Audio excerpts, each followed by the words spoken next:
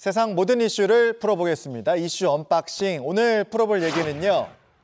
외압이냐 항명이냐.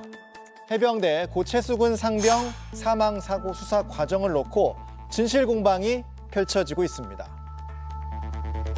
저는 제가 할 수 있는 수사에 최선을 다했고 그 결과를 해병대 사령관, 해군 참모총장, 국방부 장관께 대면해서 직접 보고했습니다. 그런데 알 수 없는 이유로 국방부 법무관리관으로부터 수차례 수사 외압과 부당한 지시를 받았고 저는 단호히 거절하였습니다. 그 사실관계는 법무관리관과 설명이 다르기 때문에 저는 그 주장에 동의할 수 없습니다. 그리고 그분의 주장이 앞서 말씀드린 것처럼 제가 해병대 사령관에게 문자를 보냈다고 이야기를 했고 저는 문자 보낸 사실이 없기 때문에 통신 기록까지 다 확인해서 제시를 했습니다. 자, 구명조끼만 입었어도 막을 수 있었던 최상병의 안타까운 죽음. 유가족과 국민들은 철저하고 빠른 진상 규명을 원하고 있는데요. 도대체 왜 이런 진실 공방이 벌어지고 있는 건지 안타깝습니다. 자, 왜 이 상황까지 왔는가를 잠깐 다시 짚어보면요. 먼저 최상병 사고의 수사는 민간 경찰이 맞습니다. 해병대는 수사 결과를 경찰에 넘기기만 하면 됩니다.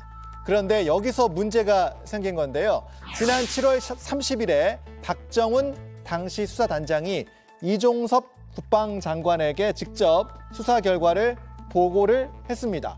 그리고 박정훈 대령은 지난 2일에 사건 자료를 경북경찰청에 넘겼습니다.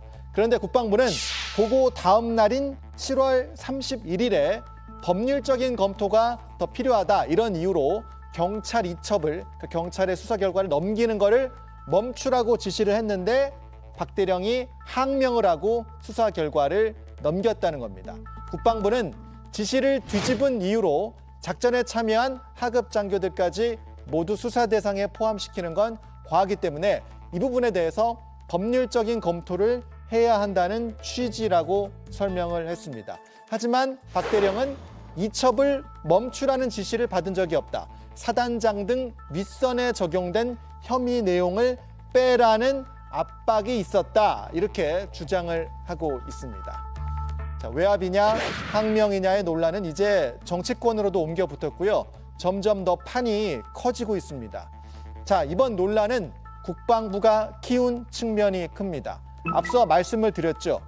군이 아니라 경찰이 수사를 하는 겁니다. 군은 조사 결과를 넘기기만 하면 됩니다. 그런 군이 법률적인 검토를 언급한다는 게 설득력이 떨어진다는 지적이 나옵니다.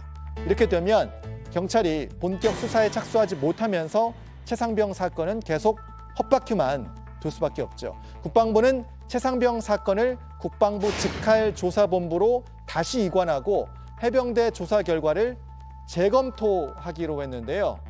자, 최상병은 왜 구명조끼도 못 입고 무리하게 수색에 투입이 됐는가? 더 시간이 지체되는 건 안 될 일입니다. 오늘 이슈 언박싱 여기까지 풀어봤습니다.